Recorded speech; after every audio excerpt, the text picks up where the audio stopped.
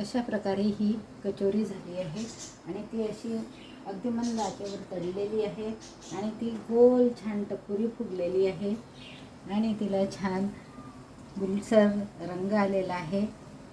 पहा किती सुंदर झाली आमची कचोरी।